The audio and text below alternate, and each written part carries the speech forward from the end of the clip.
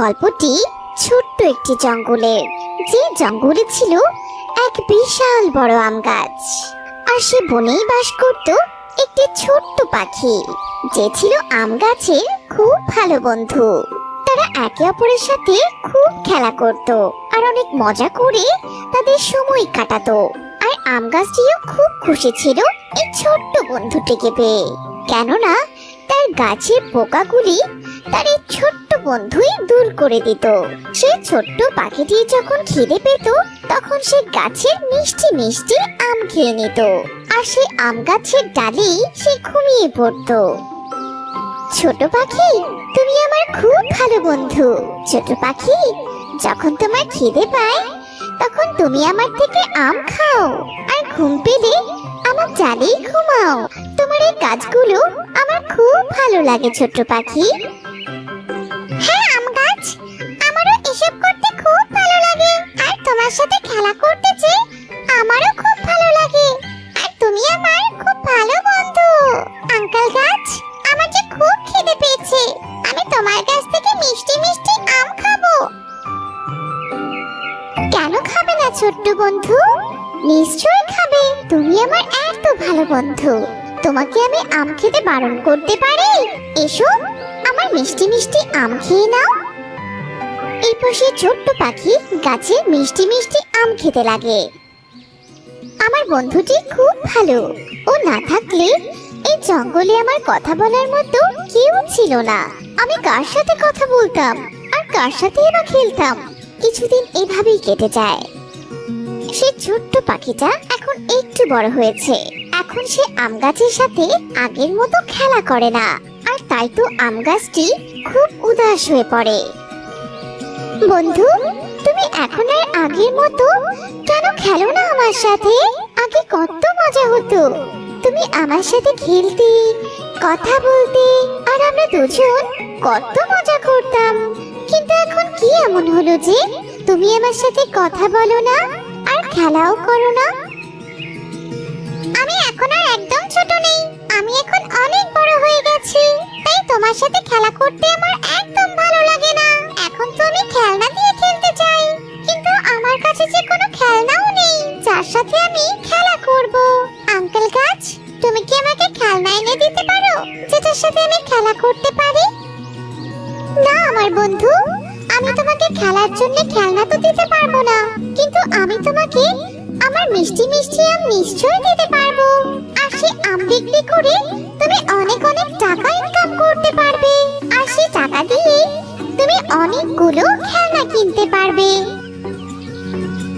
হ্যাঁ গাছ আঙ্কেল, এটা তুমি ভালো কথা বলেছো। আমি তোমার সব আম পেড়ে বাজারে নিয়ে বিক্রি করে আসি, তখন আমি নিজের জন্য খুব ভালো ভালো খেলনা কিনতে পারবো। এরপর সে পাখি আম গাছের সব আম পেড়ে নেয়, আর সেই আমগুলোকে সে বাজারে বিক্রি করতে নিয়ে যায়। সে বাজারে গিয়ে পাখিদের কাছে মিষ্টি মিষ্টি আমগুলো বিক্রি করতে লাগে, আর এতে সে অনেক টাকা মুনাফা লাভ করে। এভাবেই অনেক দিন কেটে যায়। পাখি তো এখন আম গাছের কাছে অনেক দিন ধরে যায় না, এতে আম গাছটি খুব উদাস হয়ে পড়ে। আমার বন্ধুটি কতদিন হয়ে গেল আমার সাথে দেখা করতে এলো না, ওর জন্য যে আমার মন খুব কাঁদছে, না জানি সে কোথায় চলে গেছে। এভাবে গাছটি তার বন্ধুর কথা স্মরণ করতে থাকে, আর ঠিক তখনই সেই পাখিটা চলে আসে আম গাছের কাছে। বন্ধু আমার, তুমি চলে এসেছো আমার সাথে দেখা করতে? তোমার কথা আমার খুব মনে পড়ছিল বন্ধু, তুমি কোথায় চলে গিয়েছিলে? গাছ আঙ্কেল, আমারও তোমার কথা খুব মনে পড়ছিল, কিন্তু আমি তোমার সাথে এখন খেলতে পারবো না, আর তোমার সাথে কথাও বলতে পারবো না। এখন আমার বিয়ে হয়ে গেছে, এখন আমার পরিবারের খেয়ালও রাখতে হয় আমাকে, আর এই জন্যে গাছ আঙ্কেল আমি তোমার কাছ থেকে কিছু চাইতে এসেছি, তুমি কি আমাকে দেবে? আমার বন্ধু, তোমার কি চাই বলো আমাকে। গাছ আঙ্কেল, আমার একটা ঘর বানাবার জন্য লাকড়ি চাই, কিন্তু আমার কাছে যে কোনো লাকড়ি নেই, তাই আমি তোমার কাছে এসেছি লাকড়ি চাইতে। তুমি কি আমাকে তোমার লাকড়ি দেবে?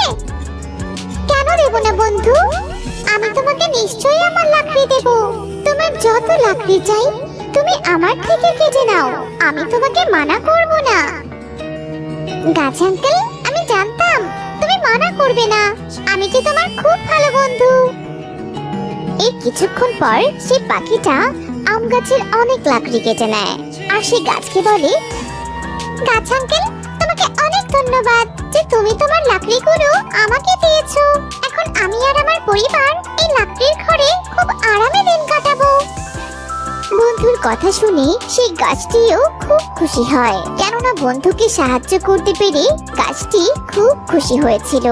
এভাবে আরো অনেক দিন কেটে যায়, কিন্তু সে পাখি আম গাছটির সাথে আর দেখা করতে আসেনি। আবারও গাছটি খুব উদাস হয়ে পড়ে। যখন আম গাছটি খুব উদাস হয়েছিল সে সময় আবার সে পাখিটি আসে। তখন আম গাছটি তার বন্ধুকে দেখে খুব খুশি হয়ে যায়। আমার বন্ধু, তুমি কোথায় চলে গিয়েছিলে? তোমার কথা আমার খুব মনে পড়ে। গাছ আঙ্কেল, তোমাকে তো আমি আগে বলেছিলাম আমার এখন বিয়ে হয়ে গেছে, তাই যখন তখন আমি তোমার কাছে আসতে পারি না। আজ আমি এসেছি তোমার কাছ থেকে কিছু চাইতে, তুমি কি আমাকে দেবে? কেন দেব না বন্ধু, নিশ্চয়ই দেব। তুমি আমার কাছে চেয়ে তো দেখো, আমি তোমাকে নিশ্চয়ই দেব। তুমি যে আমাকে লাকড়িগুলো দিয়েছিলে সে লাকড়িগুলো এবার নষ্ট হয়ে যাচ্ছে, তাই আমি চাইছি আবারও নতুন করে লাকড়ি দিয়ে ঘর বানাতে। আর বর্ষার মৌসুমও যে চলে এসেছে, আমি তোমার কাছে লাকড়ি চাইতে এসেছি, তুমি কি তোমার কাঠগুলো আমাকে দেবে? কেন দেব না বন্ধু, নিশ্চয়ই দেব। হ্যাঁ গাছ আঙ্কেল, আমি জানতাম তুমি আমাকে মানা করবে না, তাই তো তোমার কাছে এলাম।